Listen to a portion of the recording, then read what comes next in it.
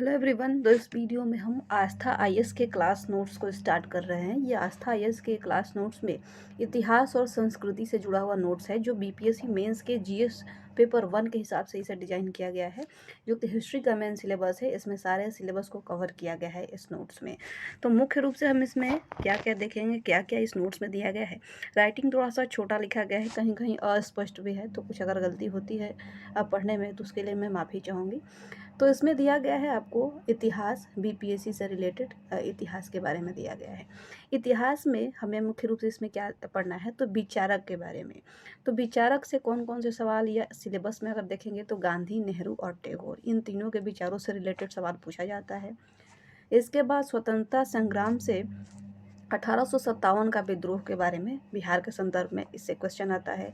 1905 बंगाल विभाजन, स्वदेशी आंदोलन और बिहार प्रांत का निर्माण, ये पूछा जाता है। इसके अलावा किसान आंदोलन से सवाल आता है।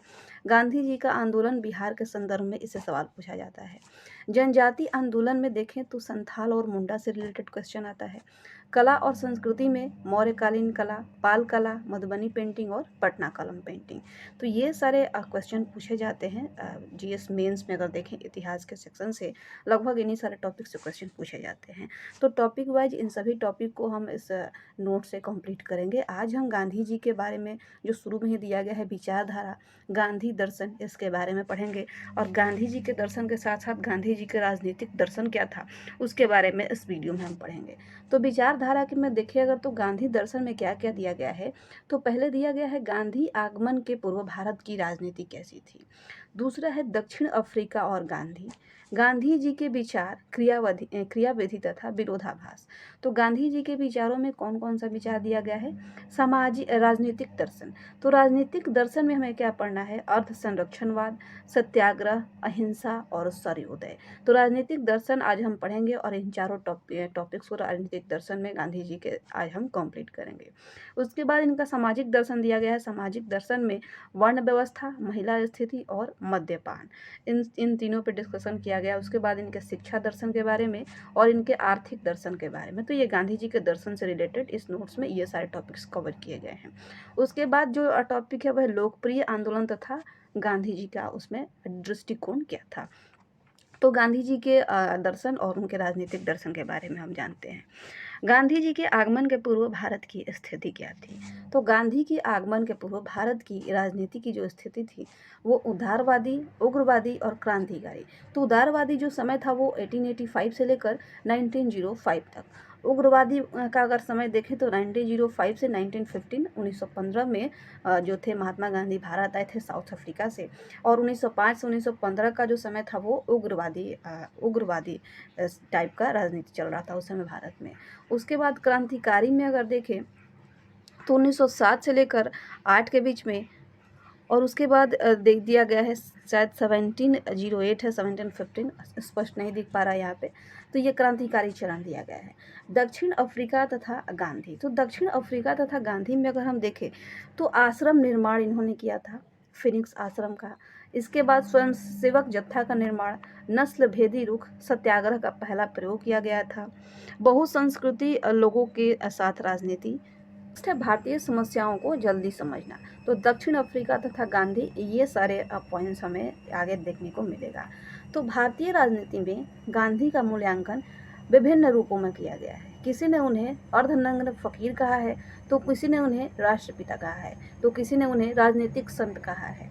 इसलिए हमारे सामने सबसे बड़ी समस्या गांधी जी के मूल्यांकन का है। भारतीय राष्ट्रीय आंदोलन में गांधी जी के मूल्यांकन का है। भारतीय राष्ट्रीय आंदोलन में गांधी जी को वास्तविक मूल्यांकन के लिए निम्न बिंदुओं पर विचार करना होगा। तो गांधी जी के वास्तविक मूल्यांकन के लिए हमें किन किन बिंदुओं पर विचार करना होगा ये देखना है। तो गांधी जी के उदय से पूर्व भारतीय राष्ट्रीय कांग्रेस की सीमाएं एवं विरोधाभास। तो भारतीय राष्ट्रीय कांग्रेस का जो निर्माण था वो 1885 ईस्वी में हो गया था। तो उस समय गांधी जी का उदय से पूर्व का ये समय था और इस समय उसकी सीमाएं क्या थी भारतीय राष्ट्रीय कांग्रेस की, और कुछ विरोधाभास दिया गया है। उसके बाद गांधी जी एवं दक्षिण अफ्रीका, एक विचारक के रूप में गांधी जी एवं उनकी राजनीतिक प्रक्रिया और उसमें विरोधाभास, लोकप्रिय जन आंदोलन के प्रति गांधी जी का दृष्टिकोण एवं प्रतिक्रिया। वस्तुतः भारतीय राजनीति में गांधी जी के समय एक प्रकार का खालीपन आ गया था। उदारवादी राजनीति से भारत को जनता का विश्वास उठ चुका था, जबकि उग्रवादी जो थे वो असफल हो चुके थे। दूसरी तरफ क्रांतिकारी आंदोलन को कुचल दिया गया था। तो ये गांधी जी के पूर्व भारत की राजनीति की क्या स्थिति थी, ये दिया गया है। इस प्रकार आंदोलन में एक प्रकार का गतिरोध उत्पन्न हो गया था। इस स्थिति में गांधी जी का राजनीतिक उदय होता है। तो गांधी जी के उदय से पहले क्या था कि भारत की राजनीति में एक प्रकार का आंदोलन जो था अंग्रेजों के प्रति, उसमें गतिरोध उत्पन्न हो गया था। उग्रवादी जो थे, उनके जो उनके क्रांतिकारी थे, वो असफल हो चुके थे। तो इसी समय क्या होता है, गांधी जी का राजनीतिक उदय होता है। 1893 से 1914 के बीच गांधी जी अफ्रीका में सक्रिय रहे थे। उनके दक्षिण अफ्रीका के अनुभव ने गांधीवादी विचारधारा और क्रियाविधि के निर्माण में महत्वपूर्ण भूमिका निभाया। उनके द्वारा आश्रम निर्माण, अनुशासित स्वयंसेवकों का जत्था निर्माण, नस्लवादी विरोधीवादी रुख, सत्याग्रह आदि तकनीक का निर्माण दक्षिण अफ्रीका में ही हुआ।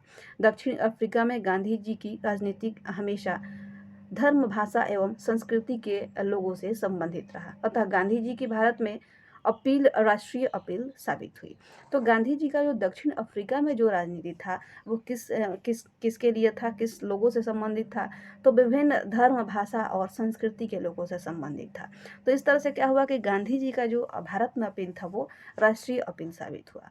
दक्षिण अफ्रीका के लोगों और भारतीय जनता की स्थिति एक जैसी थी, इसलिए गांधी जी को भारत की समस्याओं से जुड़ने में आसानी हुई। गांधी जी के विचार, क्रियाविधि एवं विरोधाभास। राजनीतिक विचार में हमने देखा कि इसमें क्या पढ़ना था, तो अर्ध संरक्षणवाद पढ़ना था। तो अर्ध संरक्षणवाद में न्यायप्रियता पर विश्वास है, ये शिक्षित वर्ग के द्वारा कहा गया। अब अपराजित है, ये अशिक्षित लोगों के द्वारा कहा गया। मानसिकता में देखें तो लंबी लड़ाई स्वरूप जो था वो जन आंदोलन था, नियंत्रित किया गया, और रणनीति क्या होनी चाहिए और इसके संघर्ष और इसकी तैयारी के बारे में दिया गया है। सत्याग्रह में दिया गया है कि पवित्र साध्य प्राप्त करने का साधन पवित्र होना चाहिए, ये गांधी जी के द्वारा कहा गया है। अब साध्य क्या क्या है, तो पवित्र, स्वतंत्रता और सत्य। साधन क्या है, तो पवित्र, अहिंसा और आग्रह, और सभी से मिलकर क्या बना, सत्याग्रह। राजनीतिक उपकरण के रूप में अहिंसा का इस्तेमाल किसने किया, तो गांधी ने किया था। हीगल के द्वारा क्या कहा गया है कि राजा जो है ईश्वर का प्रतिनिधि है, राज्य साध्य है, साधन नहीं है। तो हीगल के द्वारा कहा गया है कि राज्य जो है वो ईश्वर का प्रतिनिधि है, और राज्य साध्य नहीं है, राज्य साध्य है बल्कि साधन नहीं है। राज्य जितना अधिकार है वो उतना ही लेना होगा, हमें आंदोलन नहीं करना चाहिए। यानी कि राज्य जितना अधिकार दे, राज्य हमें जितना अधिकार दे उतना ही हमें लेना चाहिए, ना कि हमें उसके लिए आंदोलन करना चाहिए। गांधी जी के द्वारा क्या कहा गया है कि साध्य नहीं, साधन महत्वपूर्ण है, राज्य साध्य नहीं, साधन है। तो हीगल के द्वारा कहा गया था कि राज्य साध्य है, साधन नहीं है, जबकि गांधी जी के द्वारा क्या कहा गया कि राज्य साध्य है नहीं, साधन है, साध्य नहीं, साधन है, ये कहा गया था। जन आंदोलन आकांक्षाओं को प्राप्त लोक कल्याणकारी राज्य करना। गांधी जी के अनुसार दूसरों को कष्ट देकर अपनी बात नहीं मनवाना, अपने कष्ट सहकर दुश्मनों से अपनी बात मनवाना। तो गांधी जी के अनुसार क्या कहा गया था कि दूसरों को कष्ट देकर हमें अपनी बात नहीं मनवाना चाहिए, बल्कि अपने कष्ट सहकर दुश्मनों से अपनी बात मनवाना चाहिए। अहिंसा में उन्होंने क्या कहा था, तो अहिंसा का चारित्रिक प्लस भौतिक रूप से मजबूत व्यक्ति का हथियार होता है। अहिंसा क्या होता है, तो चारित्रिक और भौतिक रूप से ये व्यक्ति का, मजबूत व्यक्ति का ये हथियार होता है। सर्वोदय में इनके द्वारा क्या कहा गया था, तो सर्वोदय टॉल्स्टॉय, रस्किन के द्वारा सबके हित में मेरा हित है, और समस्त वर्गों का उदय। सर्वोदय का मतलब ही होता है समस्त वर्गों का उदय। विनोबा भावे के द्वारा सर्वोदय शुरू किया गया था, जिसमें भूदान और ग्रामदान आंदोलन किया गया था, और जयप्रकाश नारायण के द्वारा ये बिहार में यह आंदोलन चलाया गया था। अब गांधी जी का राजनीतिक दर्शन के बारे में जानते हैं। तो क्वेश्चन है कि गांधी जी का राजनीतिक दर्शन क्या है। तो गांधी जी के अनुसार औपनिवेशिक सत्ता या ब्रिटिश सत्ता के द्वारा भारतीय जनता के मन में दो धाराएं स्थापित किया गया था। इन्हीं पर उनका अर्ध संरक्षण स्वरूप खड़ा था। ये धाराएं थी, पहली, जो शिक्षित भारतीय थे वो विदेशी शासक को अपना शुभ चिंतक मानते थे। दूसरी ओर निरक्षर जनता थी, उनका मानना था कि विदेशी शासक जो है वो अपराजित है। तो शिक्षित जनता यहाँ की क्या मानती थी कि ये जो विदेशी शासक हैं ये उनके शुभ चिंतक हैं, और दूसरी तरफ जो भारत की निरक्षर जो जनता थी उनका मानना ये था कि विदेशी शासक जो हैं ये अपराजित हैं, इन्हें हराया नहीं जा सकता है। गांधी जी ने अपने तकनीक के द्वारा इस औपनिवेशिक सत्ता के अर्ध संरक्षणवादी स्वरूप को चुनौती दिया। गांधी जी इसके लिए एक लंबे लंबे संघर्ष की तैयारी कर रहे थे और औपनिवेशिक सत्ता के राजनीतिक वर्चस्व की लड़ाई नहीं लड़ रहे थे। इसके लिए गांधी जी विभिन्न माध्यम से जनता को प्रभावित कर रहे थे। गांधी जी के इस रणनीति की तैयारी संघर्ष तैयारी रणनीति माना गया है। अर्थात गांधी जी प्रत्यक्ष संघर्ष के पश्चात थोड़े काल के लिए अवकाश लेकर आगे की संघर्ष की तैयारी करते थे। इससे इस बात की व्याख्या करने में मदद मिल सकती है कि एक व्यापक आंदोलन को अनिश्चित काल या लंबे काल तक नहीं चलाया जा सकता है। गांधी के तकनीक में सत्याग्रह एवं अहिंसा को अधिक महत्व दिया गया है। गांधी ने अपनी आत्मकथा में यह स्वीकार किया है कि उनके अभिभावकों के दृष्टिकोण एवं उनके रहने के स्थान पर उपस्थित सामाजिक एवं धार्मिक वातावरण में उनको व्यापक रूप से प्रभावित किया। उनकी प्रारंभिक विचारधारा को वैष्णव मत और जैन धर्म की परंपराओं ने विशेष तौर पर प्रभावित किया था। तो उनके जो प्रारंभिक विचार थे गांधी जी के, उनको किन मतों के द्वारा वो प्रभावित हुए थे, तो वैष्णव मत के साथ और जैन धर्म की परंपराओं से वो विशेष तौर पर प्रभावित हुए थे। गांधी जी के ऊपर श्रीमद् भगवत गीता का भी प्रभाव था। इसके अतिरिक्त ईसा के सरमैन of the mount, Tolstoy, Theru और रॉस्किन के लेखनी में भी उनके चिंतन को प्रभावित किया था। लेकिन इन सबके साथ साथ उनके विचारधारा के विकास और दिशा निर्धारण में सर्वाधिक योगदान उनके जीवन का व्यक्तिगत अनुभव था। तो ये सारे जो थे वो गांधी जी के जीवन में क्या क्या योगदान दिया ये भी था, लेकिन सबसे ज़्यादा जो योगदान दिया गया था वो उनके व्यक्तिगत अनुभव का ही था, जो उनके जीवन में उनके विकास और दिशा निर्धारण में सबसे ज़्यादा योगदान दिया गया था उनके व्यक्तिगत अनुभव के द्वारा। गांधी जी की विचारधारा का सबसे पहला मुख्य पहलू सत्याग्रह का है, जिसका तात्पर्य होता है पवित्र साध के लिए पवित्र साधन का उपयोग करना। इसमें गांधी जी ने साधन की पवित्रता पर अधिक बल डाला। यही सत्याग्रह भारत के स्वतंत्रता संग्राम में एक महत्वपूर्ण पहलू बना। गांधी जी के अनुसार हिंसा के स्थान पर सत्याग्रह का प्रयोग करने का तात्पर्य स्वयं कष्ट सहकर इस प्रकार किया जाना चाहिए कि शत्रु को अपनी बात मनवाने के लिए उनके हृदय को बदला जा सके। तो उनके अनुसार हिंसा के स्थान पर क्या किया जाना चाहिए, तो सत्याग्रह का प्रयोग करना चाहिए और खुद कष्ट सहकर भी दुश्मन का जो हृदय है उसे परिवर्तन करके अपनी बात मनवाया जा सके।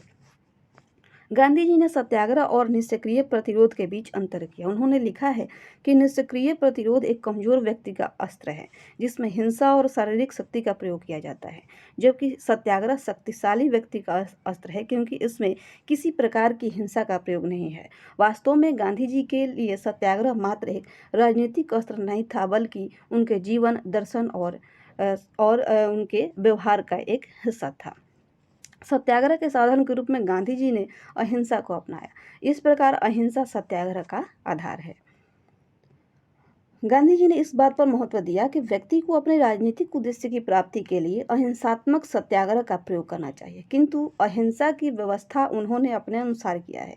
इस तकनीक का सबसे बड़ा लाभ यह हुआ कि उन्होंने नियंत्रित जन आंदोलन के परिदृश्य में समाज के समस्त वर्गों के हितों को जोड़ दिया। गांधी जी के पहले भारतीय राजनीति उदारवादी, भिक्षावृत्ति और व्यक्तिगत क्रांति के बीच झूलती रही, जबकि सत्याग्रह की व्यवहारिक राजनीति में जमींदार, किसान, व्यापारी, श्रमिक सभी को एक साथ कर दिया, क्योंकि इसमें कहीं से भी अतिवादी आंदोलन का खतरा नहीं था। यदि तर्क को माना जाए तो यह भी कहा जा सकता है कि अहिंसा की तकनीक राजनीतिक साधनों में अंग्रेजों से बराबरी करने का सर्वोत्तम साधन था। गांधी जी ने टॉल्स्टॉय और रस्किन के विचारों को ग्रहण करते हुए सर्वोदय पर बल डाला। रस्किन का यह विचार कि सभी के हितों में ही व्यक्ति का हित है के आधार पर भारत में हुए समन्वय पर बल डालते हैं। भारत विभिन्न धर्म, जाति, भाषा के वर्गों का देश है, इसलिए समन्वयन आवश्यक था, क्योंकि राष्ट्रीय स्वतंत्रता संग्राम में सभी वर्गों का सहयोग आवश्यक था। गांधी जी ने एक तरफ धनी वर्ग के विशेषाधिकार को बने रहने दिया, तो दूसरी तरफ निर्धन व्यक्तियों की स्थिति में सुधार के लिए उन्होंने कुछ कार्य किए, जैसे खादी, ग्रामोद्योग, ग्रामीण उदार कार्यक्रम आदि। अतः उनको सभी वर्गों का समर्थन प्राप्त हुआ। तो ये गांधी जी के राजनीतिक विचार दिए गए हैं कुछ। अब गांधी जी का सामाजिक दर्शन के बारे में दिया गया है, जिसे हम नेक्स्ट वीडियो में पढ़ेंगे। गांधी जी के राजनीतिक दर्शन और गांधी जी के आगमन के पूर्व क्या थी भारत की स्थिति, इसके बारे में हमने इस वीडियो में जाना। तो उम्मीद करते हैं कि ये वीडियो आपको पसंद आया होगा। यहाँ तक वीडियो देखने के लिए आपका बहुत बहुत धन्यवाद।